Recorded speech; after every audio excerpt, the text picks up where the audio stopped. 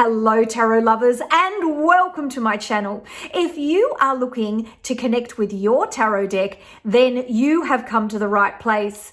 If you're new here, my name is Elizabeth, and on this channel we work on building your spiritual confidence so you can listen to your intuition and read your tarot cards with ease. And today we are going to be looking at the very last major arcana card, the World card. My goodness, I have looked at every single one of these major arcana cards at a really deep level, looking at the Hebrew letters and the Kabbalah, looking at the numerology, the astrology, the classical symbolism to show the meaning of this card. So rather than doing a top-down look at this card and saying, oh, it's the World card, this is what it means, we've taken a bottom-up look at Pamela Coleman Smith's images to really understand how she has told the story of the meaning of the card through the classical images in this card. So I can't wait to tell you about it. And I can't believe my next video will be on the aces, and I'm going to be looking at all of the aces across the four suits. So wands, cups, swords, pentacles. We're going to look at the aces across those four suits, and I'm going to work my way through in numerology order to look at each one of those cards so that you can understand the nuance in the different meanings of each one of the cards. So let's talk about the World card, card number 21, the last card in the major arcana. I'm going to spin the camera around and I will be with you in a minute. See you soon. Okay, so let's look at the World card. I'm using my tarot symbolism cheat sheets, which are available in my Etsy shop, and I'll make sure that there is a link down in the description box if you would like to go over and have a look at these. I've got a really nice bundle that has my notes that I've used for the video, plus my original symbolism sheets, which are one of the best sellers in my shop. Everybody loves them. And this is a worksheet you can use that helps you to process the symbolism that you're looking at in the card. So let's have a look at the World card. So the Golden Dawn title, and we look at the Golden Dawn symbolism because it's a great place for us to start to understand all of the symbolism of the Rider Waite Smith. I mean, it's very confusing, and I've had many people who follow me contact me saying, I just don't understand where to start. So I'm putting together at the moment, and depending on when you're watching this video as to when this will be available, but I'm putting together at the moment a Tarot for Beginners course, and it won't just be here's the meanings of the cards. It's going to actually explain to you where the Golden Dawn fits, the cards that have come before, how the tarot evolved, and really understanding where this symbolism comes from. Some of the attributions of the cards are interchangeable. In my opinion, some of them are not. Some people would argue that with me. And I'm going to explain why that all is. So please like, subscribe, and hit that notifications bell. Better still, join my community, connectwithyourdeck.com/membership. Membership is free, and you can be part of my community, and I have lots of goodies that you can download to be part of my community. And of course, people that support me tend to buy my cheat sheets, and that helps me to do more of what I'm doing now, which is teaching the tarot, which I love. So, Golden Dawn title for the World card, card number 21, is the Great One of the Night of Time. So this is about coming to a conclusion. So we've come to the very end of the major arcana. We've gone through a whole journey, and this is what this card's about. So the numerology for the world is 3, 20 plus 1, or 2 plus 0 plus 1 equals 3. Other cards that reduce to 3 are the Empress and the Hanged Man. And they look at this idea of Creativity and communication. This idea of going out into your community with optimism and joy. So you're creative. You are sharing your ideas and your inspiration and communicating them out there in the world, or with your partner, or with your family, or with your friends. So if we look at these cards, how is that expressed? With the Empress, she is in her feminine power. And she expresses that through nature and nurturing and her sense of her creative feminine power. The Hanged Man makes an active choice. He's hanging on the tree of life, but he could step away at any time as he explores what it is that he needs to be aware of to go out into the world as a renewed person. In fact, hanging upside down like that is something that shamans do. When I was looking up the meaning of the Hanged Man, and this symbol here with his legs is very indicative of this idea of taking time out, hanging, turning life upside down, and looking at life from a different perspective, being creative. The World card, again, is about everything that you've learned through your journey, through the major arcana. And again, remembering that the Golden Dawn used the tarot as the first thing that all of their new initiated members had to do. They all had to design their own tarot deck. They had to learn the tarot and understand it. And so there's this sense of it being a journey. And so your creativity and communication you are taking out into the world is this sense of what you have learned as you've moved through the deck. Halfway through the deck is the Wheel of Fortune. And you can see here that there are 4 symbols, and there are 4 symbols here. These symbols here, in fact, I don't know if I've got a big, I'll get my big one so you can see them a little bit more clearly.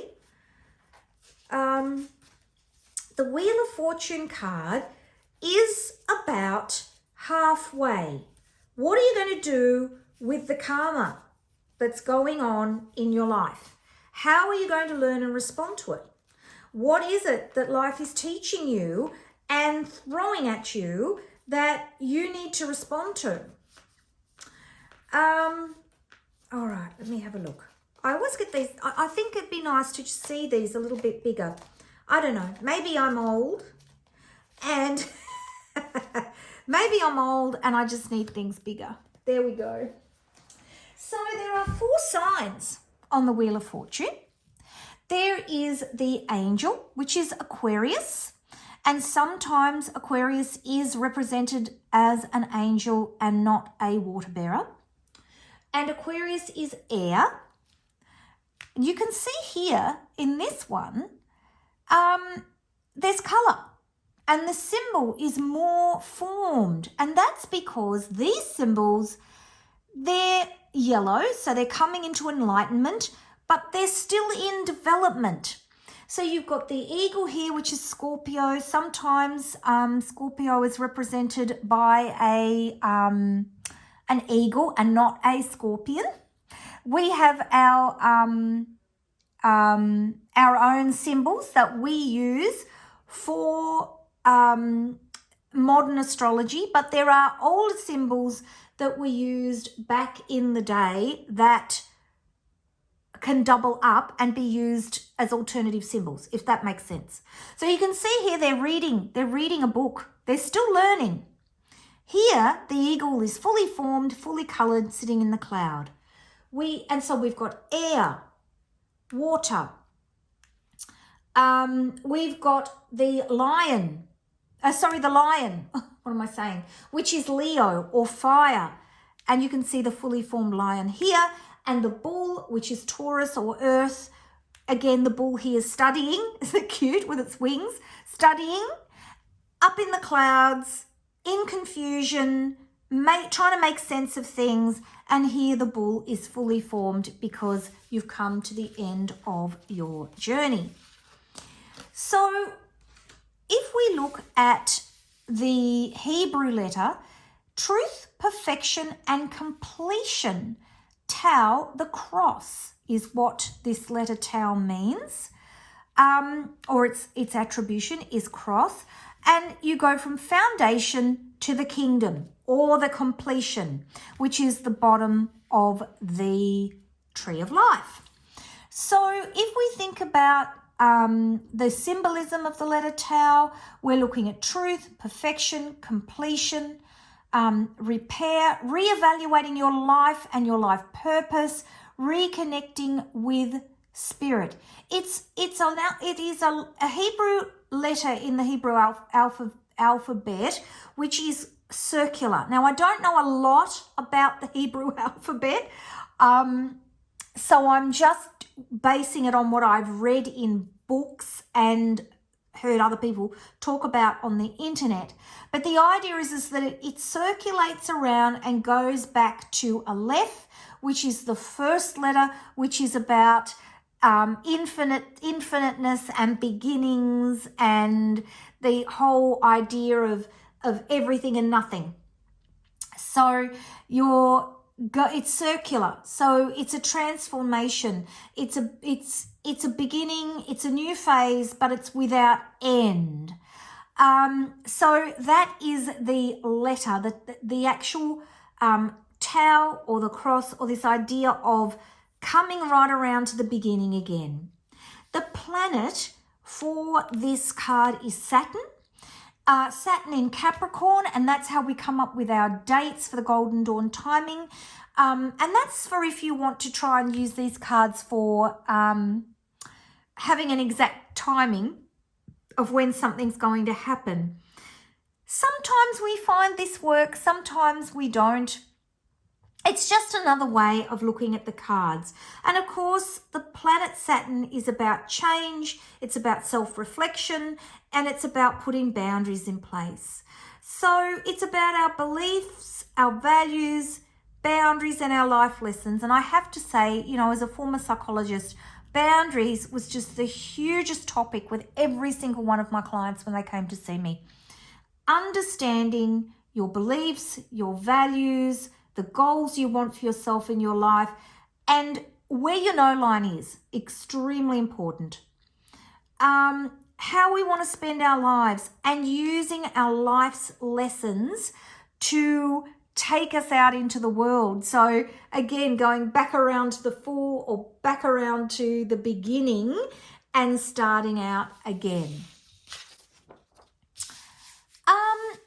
The symbolism. So we've got purple symbolism on this beautiful scarf that goes around her. And this represents continuity of movement, continuous evolution of your soul and your spirit. Purple is the classic color for the higher levels of the chakras. And it is also the classic symbol for spirit.